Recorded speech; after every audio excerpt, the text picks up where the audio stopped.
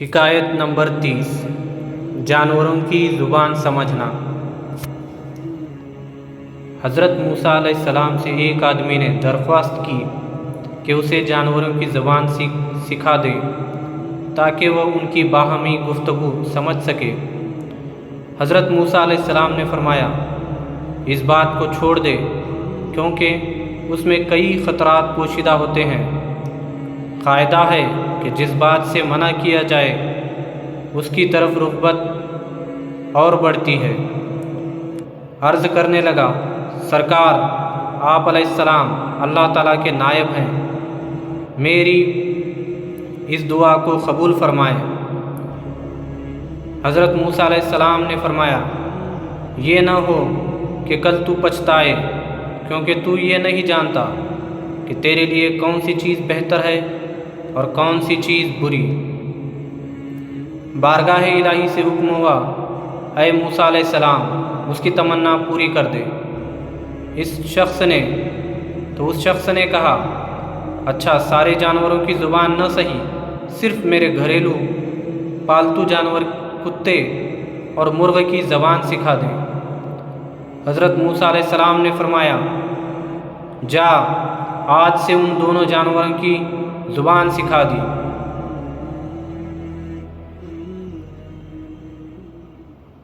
وہ شخص یہ سن کر خوش اپنے گھر چلا گیا۔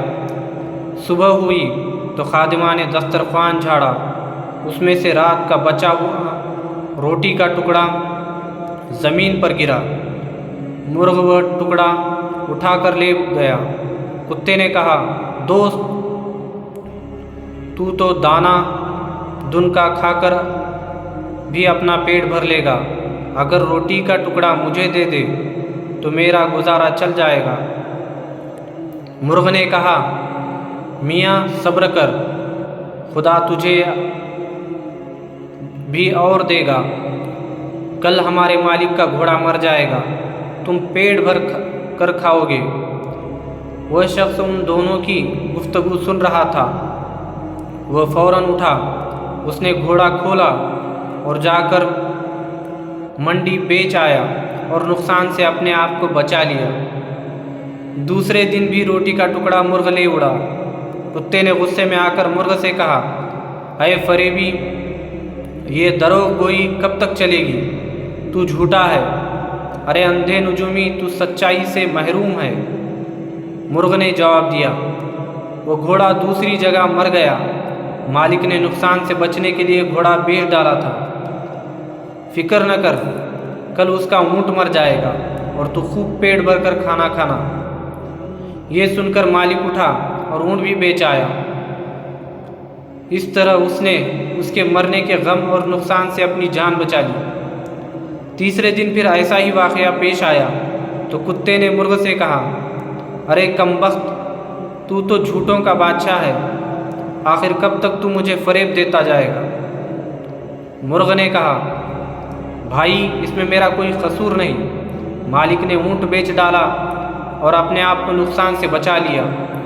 مرغ نے کتے کو تسلی دیتے ہوئے کہا، فکر نہ کر، کل اس کا خچر مر جائے گا، اسے صرف کتے ہی کھا سکتے ہیں، تم بھی جی بھر کر کھانا۔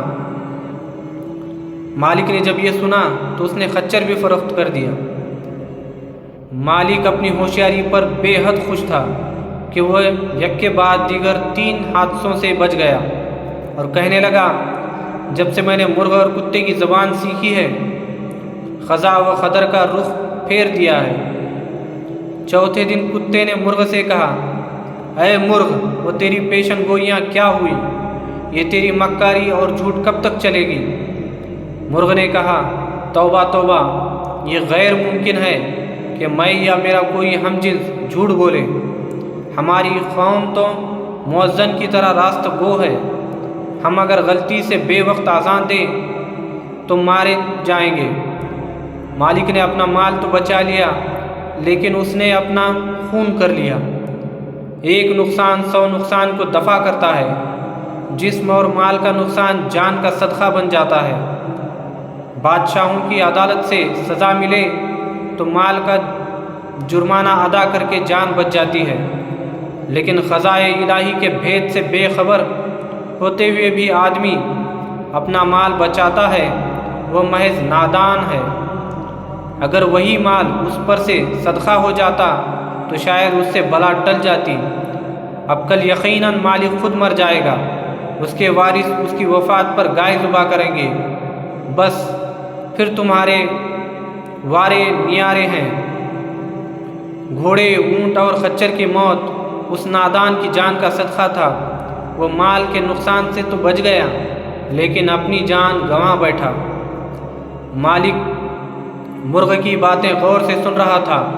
جب اس نے اپنی موت کی پیشن گوئی سنی تو مارے خوف کے تھر تھر کانپنے لگا۔ گرتا پڑتا حضرت موسیٰ علیہ السلام کی بارگاہ میں حاضر ہوا اور روتے ہوئے عرض کیا کہ اے خدا کے پیغمبر علیہ السلام، میری دستگیری فرمائیے۔ حضرت موسیٰ علیہ السلام نے سن کر فرمایا کہ میں نے تو تمہیں کہا تھا اس حوض کو چھوڑ دے کیونکہ اس میں کئی خطرات پوشیدہ ہیں، مگر تو نہ مانا۔